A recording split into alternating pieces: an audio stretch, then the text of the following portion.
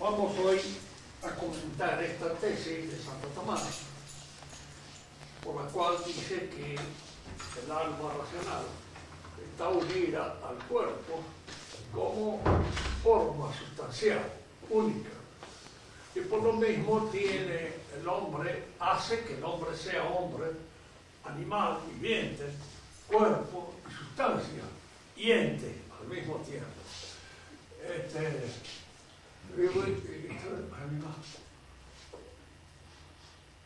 Le atribuye el alma pues al hombre todos los grados de la perfección existencial, y comunica al cuerpo el hecho de que sea el acto por el cual el cuerpo es existente, es la realidad existente.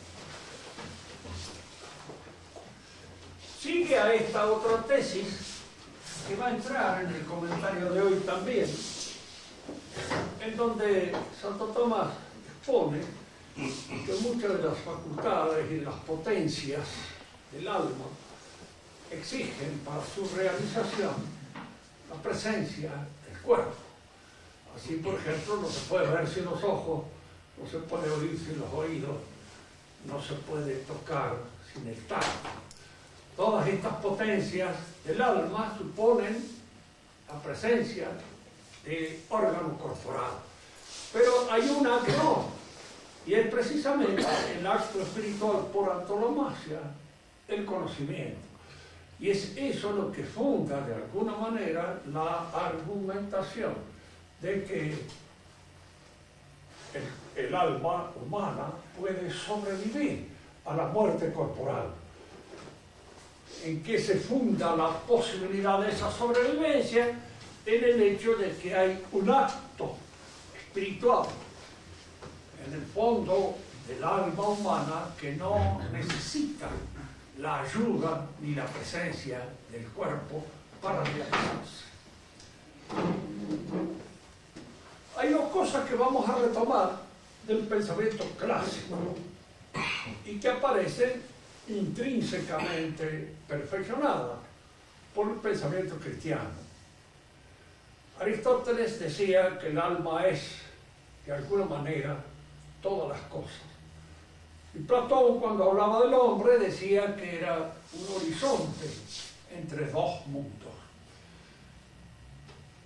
¿Cuáles serían esos dos mundos? ¿De qué manera nosotros podemos tener noticias de la existencia de una realidad independiente, distinta, diferente a la realidad en la cual vivimos y nos movemos, a esta realidad física a las que estamos hechos y acostumbrados, y que nos parece así espontáneamente y naturalmente en ciertos momentos la única? Habíamos visto al comenzar nuestras lecciones que cuando nosotros analizamos, examinamos la constitución misma del ente, observamos que en el fondo todo ente es un eidos, es decir, es una programación de elementos materiales que se dan de conformidad con un cierto ordenamiento inteligente. Que la materia en sí misma, sin esa ordenación, sin ese ordenamiento, sin esa composición, sin ese eidos, es nada. Está disuelta así. No tiene una realidad, ni mucho menos una realidad viviente, como aquella que da la forma sustancial. Entonces, en el fondo, diríamos, la metafísica, cuando está bien considerada y bien estudiada, nos lleva a que hay un fundamento de toda la realidad que es una inteligencia que la sostiene. Nosotros no llegamos a esa inteligencia, no la intuimos.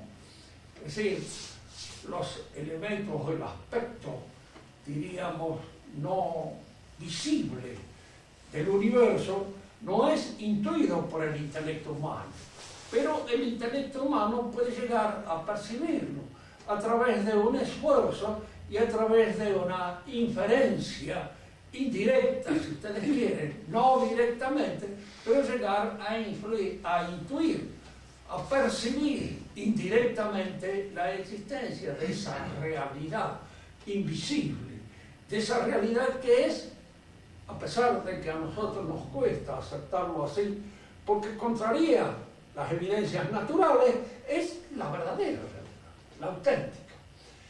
El hombre se mueve entonces entre estos dos mundos. El mundo visible, al cual está atado, ligado por los antiguos, y una realidad inteligible a la cual el hombre asciende por medio del conocimiento. El acto del conocimiento es siempre un acto libre, es decir, no está determinado. Lo hemos dicho en varias oportunidades, pero conviene siempre subrayarlo, porque en la actualidad aparece un poco este extraño fenómeno liberal que se introduce a veces hasta en la enseñanza misma de la Iglesia, en la cual se supone que la libertad es aquello que constituye fundamentalmente la dignidad del hombre. La dignidad del hombre supone la libertad, pero la libertad como condición, como una propiedad, diríamos así, que hace posible el advenimiento a la verdad por la aceptación de la verdad o la caída en el error por la no aceptación de la verdad. Es decir, el hombre no está determinado por naturaleza a conocer efectivamente la verdad de las cosas. Para conocer la verdad de las cosas, el hombre necesita la ayuda de los otros hombres, de los que saben, de los que tienen autoridad en el sentido real y cabal del término, porque la autoridad es una noción que solamente se da en el ser inteligente. No hay que confundirla con el poder, no hay que confundirla con la potestad, no hay que confundirla con el gobierno. La autoridad es, antes que nada, y fundamentalmente saber. Que el hombre que gobierna debe tener autoridad, no cabe ninguna duda, es decir, debe conocer, debe saber, debe tener un conocimiento cabal de aquella jurisdicción en la cual domina. Pero el gobierno no es sinónimo de autoridad. Se puede tener gobierno y no tener autoridad. Se puede tener poder y no tener autoridad. Se puede tener autoridad y no tener poder. Decía un amigo mío que era aficionado a los chistes y a las gracias aquí. Entonces, aquí este es un país, dice, en el cual el saber no ocupa lugar. Dice, porque uno realmente que sabe no está nunca en el lugar que le corresponde. Y el que está en el lugar del que sabe es el que no sabe, la mayor parte de las veces. Y entonces, es lo que sucede siempre. La gente que está en el gobierno puede carecer de autoridad porque no tiene conocimiento cabales, acabados, del bien común que debe dominar, que debe gobernar. Y a veces esto pasa hasta en la misma iglesia, en que las autoridades de la iglesia carecen de autoridad. Son gobiernos, tienen poder y lo tienen legítimamente, pero no tienen el conocimiento egregio que deben tener para defender aquellas cosas que están, digamos, creados especialmente para defender. Ahí entonces el hombre se encuentra, diríamos aquí, en este mundo visible, en este mundo palpable, tocable, en la presencia de las cosas. Pero siempre el acto del conocimiento, el acto por el cual el hombre penetra en la interioridad de las cosas. Recuerden siempre que la etimología de la palabra inteligencia es intus legere. Es precisamente leer la interioridad, la estructura inteligible de la realidad, penetrar en ella. Pero para penetrar en la realidad debe hacer un esfuerzo, tiene que hacer una operación, hay que realizar un trabajo, diríamos así, socavar todo aquello que en alguna medida no es conceptualizable, todo aquello que escapa a nuestra razón humana para penetrar en los entresijos de la esencia que está incluida dentro de las cosas. Y este trabajo, diríamos, propio del hombre, es lo que nosotros llamamos abstracción. Hay tres formas de abstracción. Abstraer, entonces, es eliminar lo que nuestra inteligencia no logra penetrar, lo que no es reducible a conceptos, a conceptualización, y penetrar en la interioridad inteligible de las cosas. Hay tres clases de abstracción. Fíjense que en algunos tratadistas tomistas hablan de 3 grados de abstracción. Vamos a ver por qué estos no pueden ser considerados grados. Porque hay gradación dentro de una misma escala. Grados de calor, 30 grados, 35 grados de calor, 25 grados de calor. Así sí se puede graduar porque se está, diríamos, midiendo una realidad única. Pero cuando las realidades son diferentes, nosotros no podemos hablar de que haya entre una y otra modalidad una diferencia de grado. En las abstracciones son diferentes. Hay lo que se llama la abstracción total en el pensamiento tomista, la abstracción formal propia del matemático y la abstracción positiva, que es la propia del metafísico. En la abstracción total se elimina todo lo que sea materia individual. No es conceptualizable. ¿Qué queremos decir con esto? Yo no tengo un concepto que diga que es el doctor Messina. No tengo un concepto adecuado que en alguna manera lo presente en su realidad intrínseca. En realidad el nombre de él solo Dios lo conoce. Nosotros tenemos una serie de datos más o menos obtenidos en nuestro trato y en nuestra relación con él. Pero estos datos son obtenidos mediante un proceso de eliminación de materia. Y este proceso de eliminación de materia va produciendo, provocando un objeto estable, un objeto conocido, una esencia tal como se presenta a nuestro conocimiento, que es el hombre, por ejemplo, ¿no es cierto? El hombre universal, el hombre que cada uno de nosotros es en su realización concreta e individual, no es ninguno de nosotros. Somos todos y no es ninguno. Nosotros en alguna manera participamos de esta estructura inteligible que logramos obtener mediante un proceso, diríamos así, de eliminación de elementos y datos no conceptualizables. Y esos elementos y datos no conceptualizables son los que pertenecen a la materia concreta individual, al individuo. El individuo no es conceptualizable, nos dirá Aristóteles, en muchas oportunidades porque no es conocido como tal. Fíjense que esto que pasa con el individuo, cada uno de nosotros, que es efectivo y real, no tenemos un concepto de lo que cada uno de nosotros es. Ni siquiera tenemos un conocimiento claro de lo que somos nosotros mismos. Nos sorprendemos a veces haciendo cosas buenas o malas, en general malas, que son las más comunes, que no las esperábamos de nosotros mismos. Era que nos sorprende a nosotros mismos ese hecho porque no nos conocemos en toda nuestra plenitud. No sabemos bien quiénes somos. Esperamos saberlo en alguna oportunidad, cuando Dios nos revele nuestro nombre, pero momentáneamente no lo sabemos.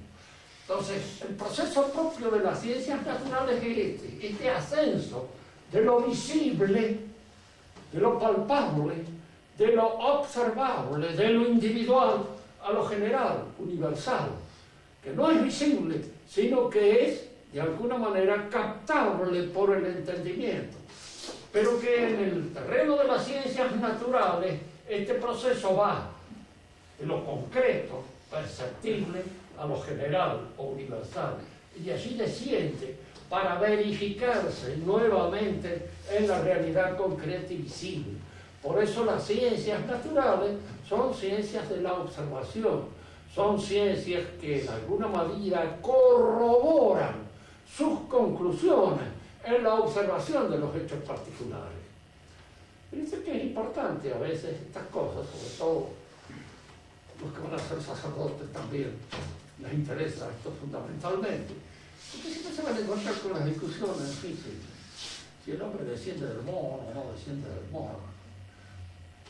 Creo que tener un abuelo mono, tener un abuelo perro, preferiría un perro a un mono. Pero, en fin, es cuestión de preferencia zoológica. Yo creo que, de cualquier manera, digamos, esto no es corroborado por la observación real y concreta de los hechos. Es una idea, una hipótesis que puede tomarse como hipótesis de trabajo porque no está corroborado.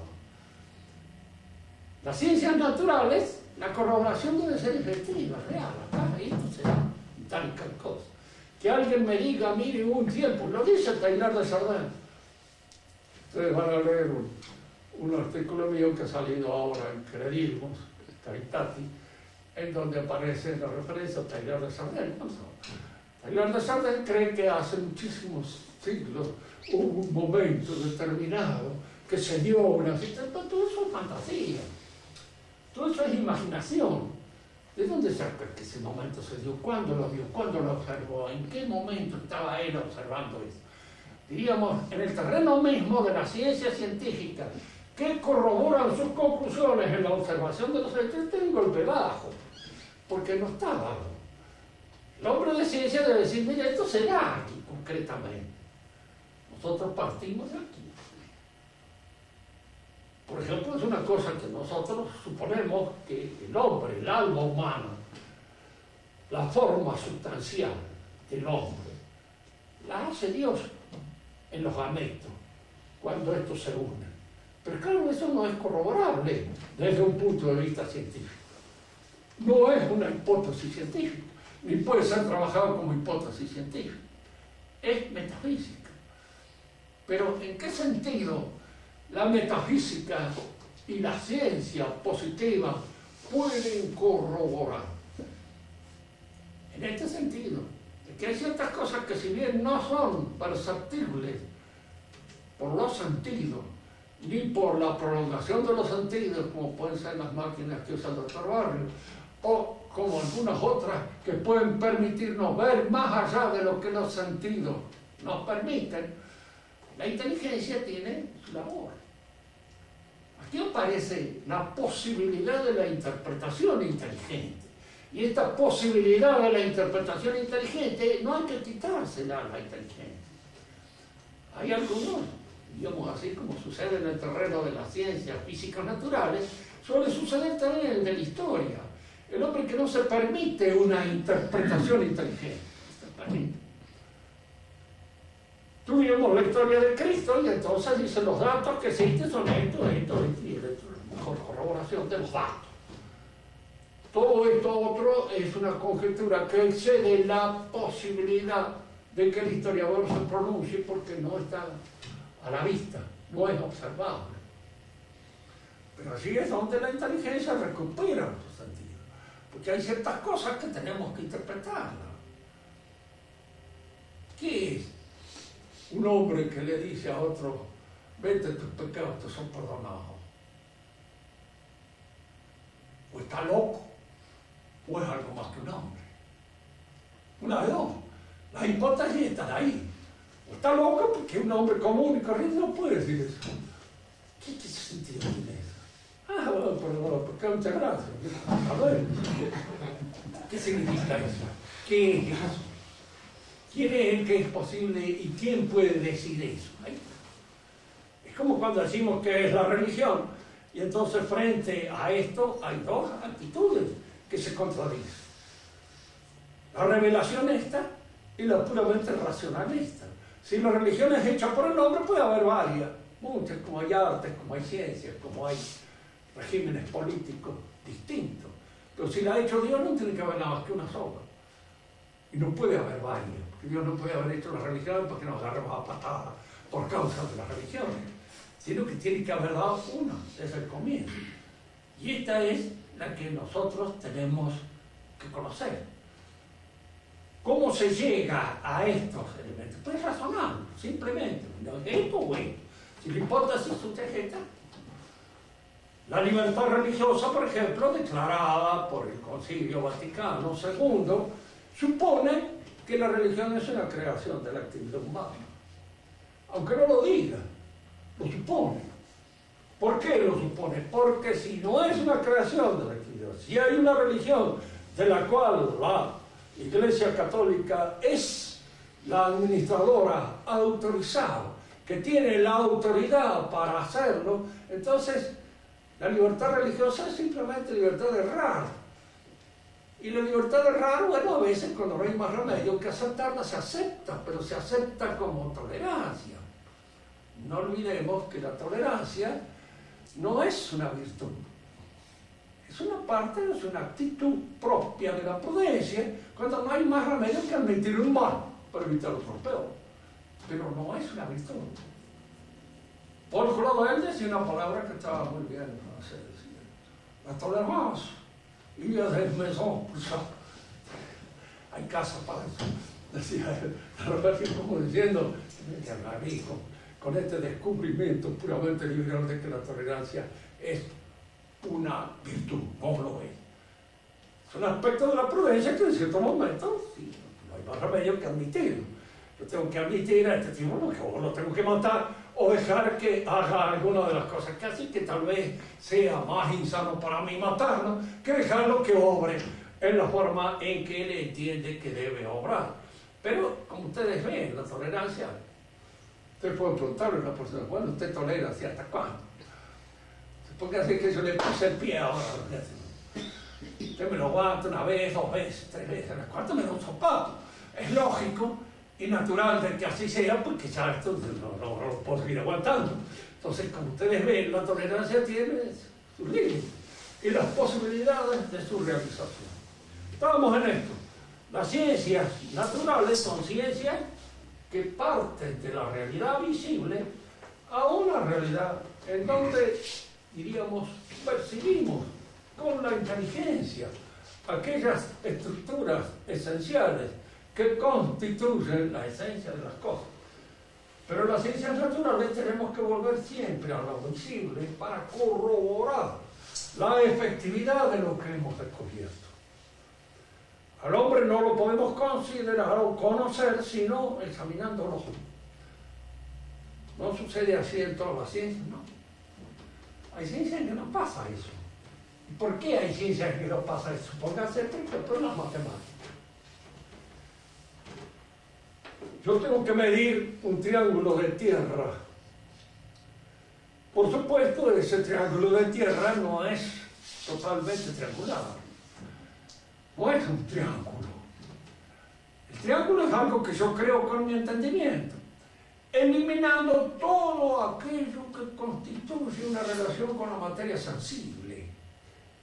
La materia sensible es esa que va, como diría un paisano, como galope gusano, porque hay una serie de alteraciones, hay una serie de defectos, hay una serie de anfractuosidades que no son tenidas en cuenta cuando yo concibo el triángulo. Para efectuar la medición del terreno, consigo un triángulo. Entonces, el triángulo se inspira en la realidad sensible y concreta, pero una vez concebido queda independizado de esa realidad. Y podemos decir que la ciencia que estudia el triángulo lo estudia en el aspecto puramente inteligible. Va extrayendo todo aquello que pertenece al triángulo sin necesidad de tener que observar triángulos de distintas clases, porque no existen. El triángulo es la definición del triángulo y nada más. Y como ustedes pueden observarlo, el hombre no es la definición del hombre, nada más. La definición del hombre no es un hombre. El hombre real y concreto es el hombre de carne y hueso. Pedro, Diego, Juan, este que está allá frente a mí, este. Entonces, lo que yo conozco, si ustedes observan, este movimiento de una y de otra abstracción, se darán cuenta que son movimientos de abstracción negativa. Esto que yo observo en las ciencias natural. Mi noción universal del hombre universal es entitativamente menos que el hombre concreto, real, del cual yo parto. Entitativa y existencialmente es más el hombre concreto que el hombre universal. Y el hombre universal es menos. Entonces, si ustedes observan, en esta abstracción hay un movimiento de negación para alcanzar el concepto abstracto. Esta negación se da sobre la materia particular, individual. Eso queda negado, pero pertenece a la realidad. Y lo que yo obtengo es algo menos real que aquello de lo cual yo parto. Esto es menos real que esto. Tanto que ninguna de las chicas podría casarse con el hombre universal y tendrá que casarse sin más remedio que un hombre particular y concreto con todos los defectos que pueda tener en realidad. Pero es el hombre que existe, es el que efectivamente se da. El otro no existe, es menos que este, desde el punto de vista de la realidad concreta. En este movimiento sucede algo parecido. Yo elimino de toda la realidad todos los elementos no conceptualizables. Y todos los elementos no conceptualizables pertenecen a la materia sensible. No solamente individual, sino también sensible en general. Prescindo de toda la materia sensible. Y alcanzo una noción pura y exclusivamente abstracta, pero que no existe en la realidad. Fíjense que acá sale una cosa. Esta ciencia natural nunca son perfectas, porque nunca abrazan la plenitud de su objeto, no la conocen en toda su inteligibilidad. Y esta sí, la ciencia matemática sí. Por eso cuando se aplican estos criterios matemáticos a estas ciencias que estudian entes concretos, lo que se suele hacer a veces es desistencializar a los entes concretos. Y una cosa, el existencialismo como filosofía, que claro, en todos los movimientos que se dan en el pensamiento, se suscitan a veces como una reacción frente a exageraciones de otra índole, a un racionalismo acabado que trata toda la realidad como si fuera matematizable. Aparecen existencialistas que hacen recordar que no, que lo que es matematizable no es real, sino que es un ente de razón, es un ente que solo existe en la razón, así que por eso esa ciencia tiene esa exactitud que tiene, que este no existe acá. El triángulo es la definición del triángulo y nada más. No hay ningún otro misterio que lo afecte. No hay ningún peso óntico que lo constituya. Es una definición, es una noción del entendimiento. Pretender que este método sirva en estos otros conocimientos es falso. Es una pretensión falsa. Es algo así, como dijéramos, un golpe de fuerza. Eddington, en su estudio sobre la naturaleza del ser físico, trae un ejemplo que es muy interesante. ¿Se puede calcular la caída de un elefante desde una colina? Se pregunta él. Entonces dice, mire, el elefante a lo mejor no se cae de la colina de entrada, porque va a tratar de no caerse. Va a hacer los esfuerzos posibles para sostenerse dentro de la colina. Si hay alguna fractuosidad, un apoyo, un punto determinado en el cual pueda meter las patas, la mano, la trompa, y se queda encajado. Y usted lo está esperando caer. Si usted quiere hacer un cálculo de esto, tiene que desexistencializar toda la realidad. Y entonces convertir a la colina, que tiene sus fractuosidades, en un plano de tantos grados, 60 grados, de declive. Te transforma la colina en un plano transforma al elefante en 2 toneladas de peso, los va haciendo de todas estas realidades concretas, abstracciones puramente matemáticas, usted puede hacer el cálculo efectivo. Tiene un coeficiente de roce más o menos X que puede calcular, y luego usted calcula la caída de 2 toneladas de peso por un ángulo de 60 grados de proclividad. O sea, eso sí se puede hacer, pero usted ha transformado una realidad en algo que ya no es más real, en algo que está supeditado a los esquemas puras y exclusivamente matemáticos con los cuales nosotros tratamos de poseer el conocimiento de lo real. Lo real como real ha sido destruido por las exigencias de una racionalización que está fundada o inspirada en el saber de tipo matemático.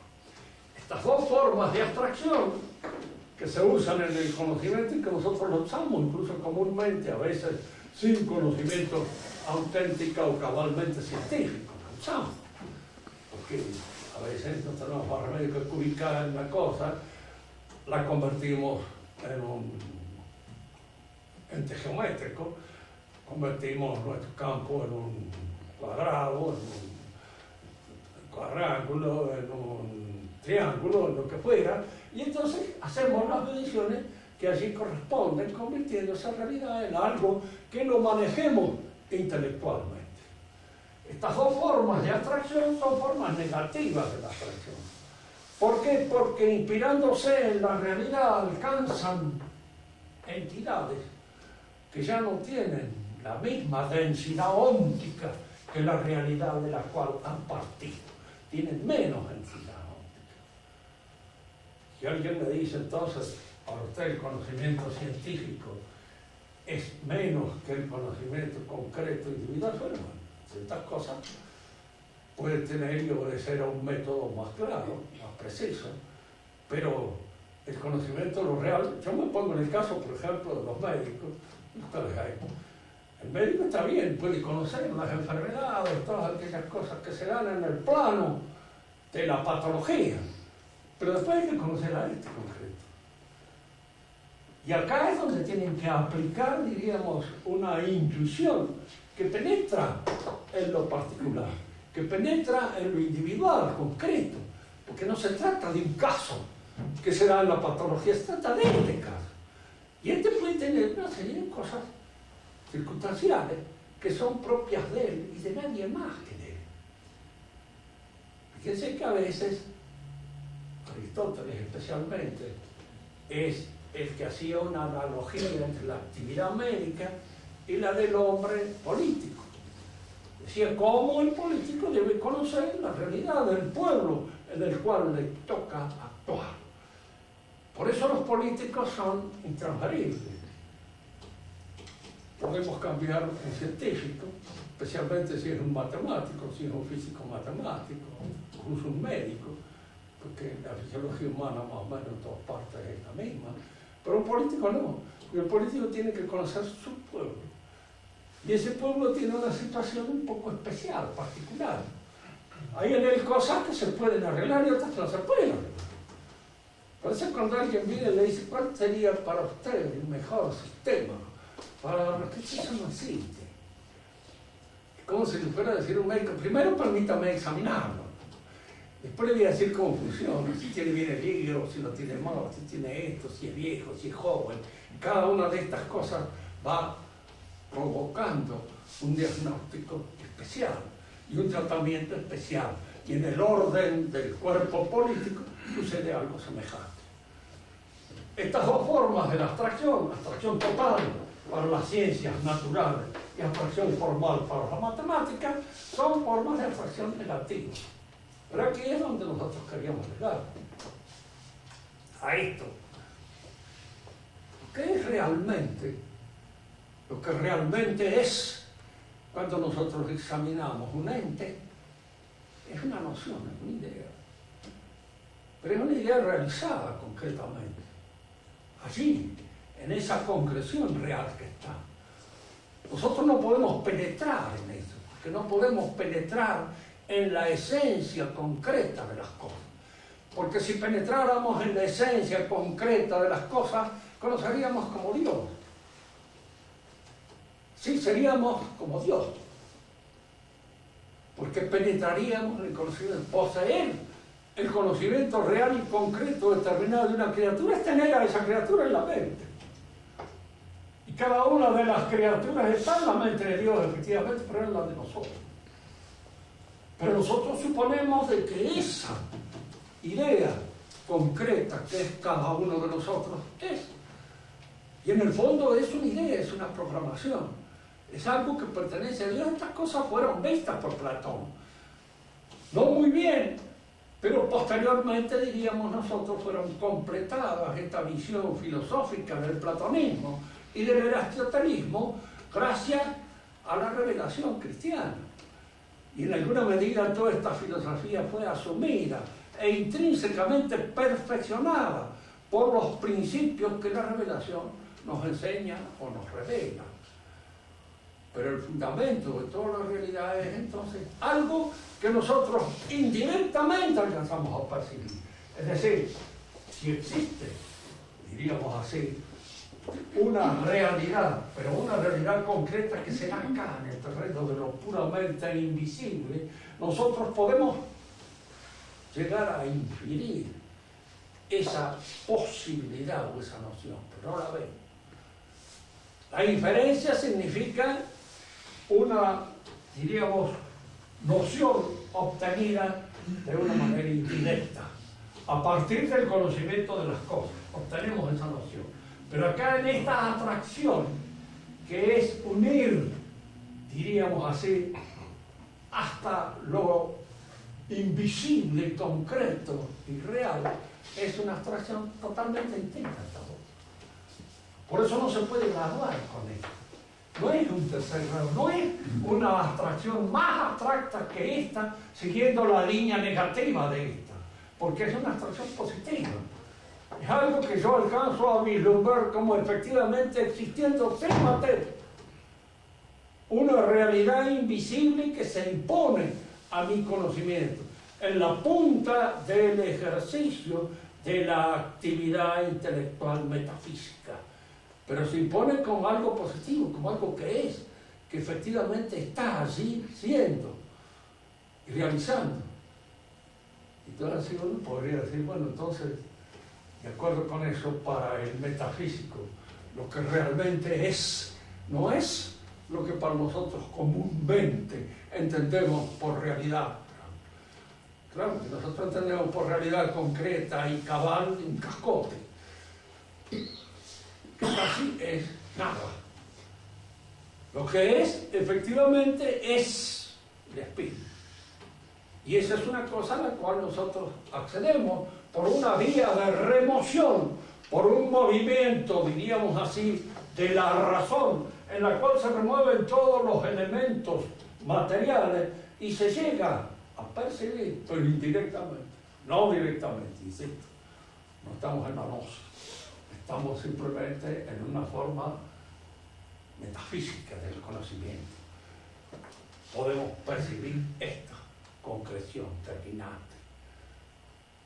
Cuando Aristóteles nos dice a nosotros que el alma es, en alguna medida, todas las cosas, quiere decir simplemente que el alma humana se alimenta de todos estos conocimientos. Y que todos estos conocimientos ingresan al alma. Hay un dicho que se atribuye a uno de los materialistas más materialistas del siglo XVIII, que si el hombre es lo que come. Se puede admitir de alguna manera esto, porque lo que come se ingresa y forma parte de él. Y esto que se da en el orden corporal, se da con más razón en el orden del conocimiento. Donde pongo la atención, aquello que constituye el pan con que se nutre mi entendimiento, eso es lo que de alguna manera va a influir en la realización de mi verdadera perfección intelectual. Dante llamaba a la teología il pani delle angeli, Tenía esa manera, el pan de los ángeles, el pan que comían los ángeles, y que de alguna manera constituye, diríamos así, el alimento propio del intelecto angélico. ¿Cómo le llaman a Santo Tomás, el doctor angélico? ¿Y por qué de alguna manera se le llama el doctor angélico? Porque ha comido precisamente el pan del intelecto, que es el pan de ángel. Su conocimiento está en contacto con estas realidades superiores, y al estar en contacto con esas realidades superiores, eso es lo que le da de alguna manera el nivel desde el cual se expone este conocimiento y desde el cual se expande. Cuando el hombre tiene sus cosas perdidas pura y exclusivamente en las monedas y en las cosas aquellas que constituyen el pan de cada día, se rebaja un poco el nivel de su saber. Hay hombres muy hábiles para este tipo de conocimiento y que a veces nos asombran con sus conocimientos de la finanza o sus conocimientos de las turpitudes y de las porquerías humanas. Y decía, el diablo es inteligente, sí, pero le falta el ven del intelecto. No ve lo que está por encima de él, porque si lo viera no sería. Estaría de alguna manera, diríamos, converso en otra cosa. Pero ve todos los laberintos y los vericuetos de la caída del alma. Y allí sí seguía él maravillosamente y sin tropiezos. Él sabe cómo seducir, sabe cómo hacer brillar ante los ojos del hombre el valor de ciertas porquerías que son capaces de atraerlo y de tenerlo así como discípulo propio de él. Pero no ve, no la ve. Ustedes piensan en la tentación que Satanás le hace a Cristo. Él va a romper que Cristo es algo que, pero no sabe bien qué es. Porque si no lo hubiera tentado con lo que lo tinta. Lo tinta con cosas que hubiera tentado a un hombre, a una naturaleza caída. Sí, pero no precisamente a Cristo. Por eso cuando un blasfemo, imbécil, sacrílego y estúpido escribe sobre la última tentación de Cristo, que lo considera un pobre diablo igual que somos nosotros, que se puede tentar por esas cosas que nos tientan a nosotros, pero que no nos tientan a Cristo, ¿no? Cristo es intentable porque es Dios, pero si hubiera sido un hombre muy santo, su tentación hay que colocarlo allí, diríamos, en donde está fijo su intelectualidad, porque la tentación generalmente del metafísico es metafísica, y es del tipo metafísico. Es una tentación mucho más grave, más embromada que las que podemos tener nosotros, pero es una tentación que está al nivel de sus ambiciones, al nivel de sus aspiraciones y al nivel de su conocimiento. Por hoy nada más. Las clases que vienen seguiremos dando. Si alguno quiere hacer alguna pregunta, use toda la voz que tiene. A ver, Sebastián.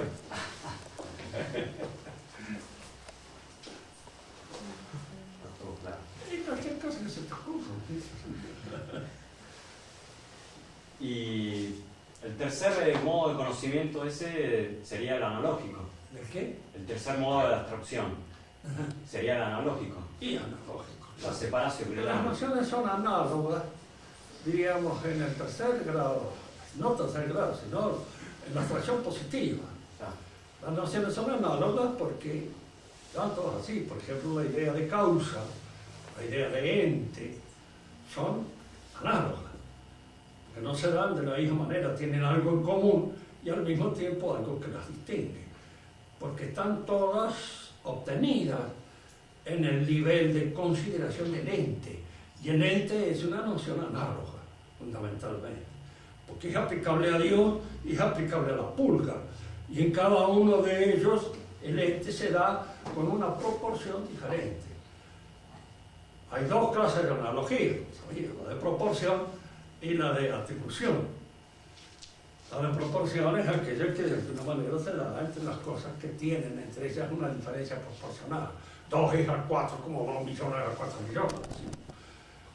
El ente de la pulga es a la pulga como el ente de Dios es a Dios, la entidad de Dios. Es decir, hay una analogía de proporción. Pero la analogía de atribución intrínseca es distinta en este sentido de que hay que tener más en cuenta, porque se trata del ser. Se trata de la analogía que se funda en el ser, como existencia. Nosotros somos, diríamos, porque participamos del ser de Dios. Es Dios el que nos sostiene en nuestro ser, de manera que nuestro ser está dependiendo de la inteligencia y la voluntad divina. En cambio, el ser de Dios es en Dios el analogado principal, porque Él es el que es y no puede no ser. ¿Y por qué le han llamado abstracción? ¿Por qué le llaman abstracción? Y abstracción porque está suprimida toda la materia. Claro. Claro. Pero en estos primeros casos, la abstracción es negativa, porque la supresión de la materia va eliminando entidad para obtener una noción más delgada, menos real. Y en este otro caso, sucede al revés. Uno termina algo más real. Claro, yo llego a que en realidad el fundamento de todo lo real es sin materia. Porque la materia es un minus, es una disminución en la entidad.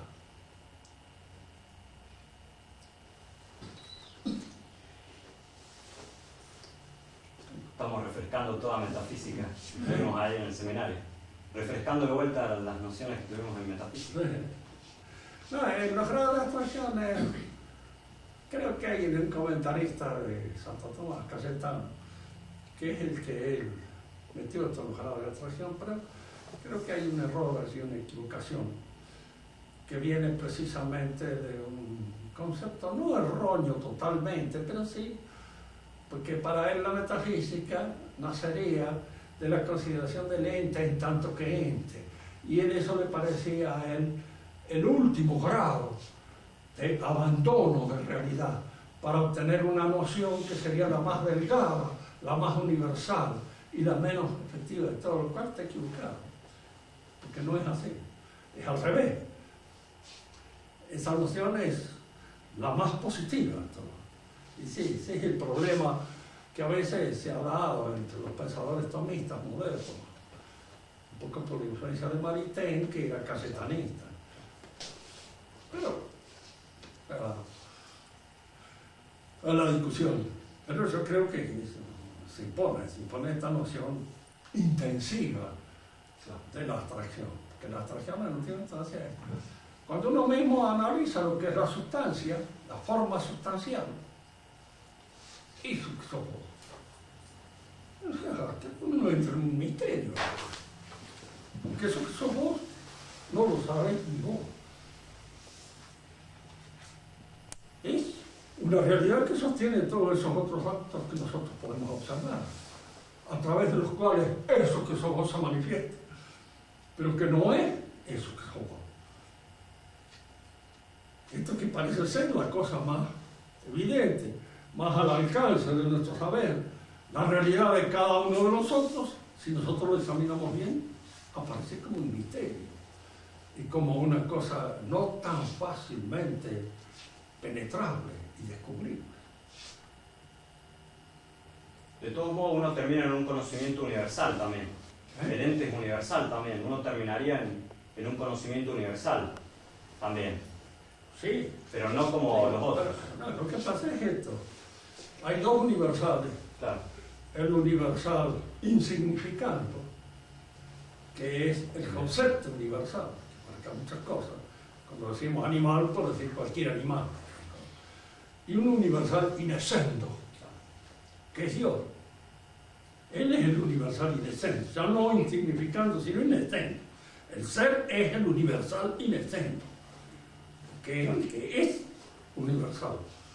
Pero es universal en su constitución efectiva, real. Porque a veces, bueno, muchas veces, nuestra manera de pensar es que, claro, estamos acostumbrados, por eso Platón consideraba que era conveniente iniciarse antes de la filosofía en la matemática, porque uno se acostumbraba a abstraer. Claro que él matematizó un poco su metafísica, y estaba un poco influida por su matemática, que es lo que le sucede a Descartes también. Aristóteles, más biólogo, era de procedencia médica, y antes los médicos pertenecían a una familia de escépticos. Se transmitían el conocimiento entre ellos. Entonces, yo tenía unos amigos en mi pueblo que eran hijos de unos italianos, buenísima gente, pero porque no habían visto nunca jamás lo que era una universidad, y ellos dos fueron a estudiar la universidad. El mayor empezó a estudiar medicina y después fue el más chico, que le decían el musiquic, fue a estudiar también medicina. Entonces la abuela decía, ¿pero qué va a estudiar la medicina? El musiquic. Si no le puede enseñar al otro cuando viene. Porque tenía que ir a aprender a hacer la universidad. Se hacía un poco así, Aristóteles era, y tenía una mentalidad de médico, es decir, más bien biológica. Por eso, en cierto modo, la noción de ente que él mismo maneja se da de una manera más completa, acabada y efectiva en los entes vivos, en las plantas, en los animales, en los árboles. Y es más difícil perfilarla en el ente mineral, no vivo, porque es más difícil, usted no sabe bien que este cascote es un ente. Con toda seguridad que no. Hay allí una serie de elementos que los constituyen y que pueden tener su entidad tal vez en la molécula, pero el cascote no, es un montón. Y hay muchísimas otras cosas así también que no tienen la clara intuición de la entidad.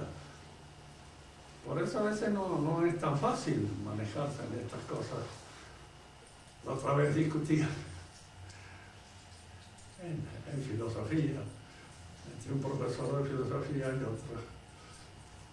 Uno de ellos hablaba de la forma sustancial de una obra de arte. Una obra de arte no tiene forma sustancial. ¿Por qué? Porque no es un ente natural. Es un artificio. Y en un artificio hay realmente una cierta forma mecánica, dada por el artilugio, pero no hay forma sustancial en el sentido cabal del término. Y otro profesor de filosofía parece que el asunto no lo veía muy bien, estaba más influido, qué sé yo por qué, porque estudian aquí más a Hegel que a Santo Tomás, ¿no? Entonces, probablemente tienen una formación a veces bastante deficiente en materia de filosofía. Porque eso es rico. Muchas veces el que estudia en el seminario puede creer, fíjense que es muy natural, ¿no? Es que este asunto de Santo Tomás es una cosa que meten ahí, ¿no? Si no habría alguna posibilidad de tener un mejor conocimiento fuera del tomismo.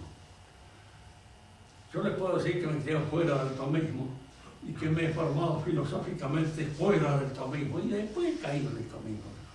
Les puedo decir, nunca hay un sistema que tenga un método más adecuado para el enfrentamiento de lo real que el sistema de Santo Tomás. Más cuando uno es cristiano, más. Porque no es un sistema cerrado, clauso. Es un sistema en el cual usted puede elaborar su visión de las cosas, estudiarlas, analizarlas. Hay muchas cosas que en el tomismo no han sido vistas de una manera precaria, en la cual siempre existe la posibilidad de adelantar un cierto conocimiento, porque no está encerrado en un sistema. En Hegel usted tiene que repetir lo que dijo Hegel, y si no, ya contradecirlo completamente y abrirle un agujero enorme, como hacen la mayor parte de los postmodernos, porque el sistema no da para más, es clauso, se cierra, y al cerrarse lo deja salir en imposibilidades, diríamos, para obtener otra forma de conocer. Explota, o sea, ¡pum!, revienta. Lo que pasa con Kant, lo que pasa con Hegel, lo que pasa con el mismo Marx, que es un continuador de Hegel. Acá Hegel es muy estudiado en la Facultad de Filosofía. Y es curioso porque cada uno de los que estudian a Hegel cree haberlo entendido él y que los demás no lo han entendido. Por nada. Sí lo dicen, Es gracioso ver las cosas. Acá el último que lo entendió fue el padre Cepich. Y entonces el padre Cepich dio su versión de Hegel a todos los que son de alguna manera discípulos del padre Cepich. Y consideran. Yo le digo, dar mucha rabia porque le digo, yo a Hegel lo he entendido gracias a Marx. Porque es Marx el que me ha dado más o menos la clave de la comprensión de cuál puede ser el sistema de Hegel. Les da una rabia feroz. El Marx el sistema los contradice ya totalmente, porque ellos quieren bautizar el sistema de Hegel. Y el Dios de Hegel es como dice Marx. Tiene la gran molestia de que no existe. Es un Dios que está en la cabeza, no en la vida. Algún día podemos hablar aquí de eso.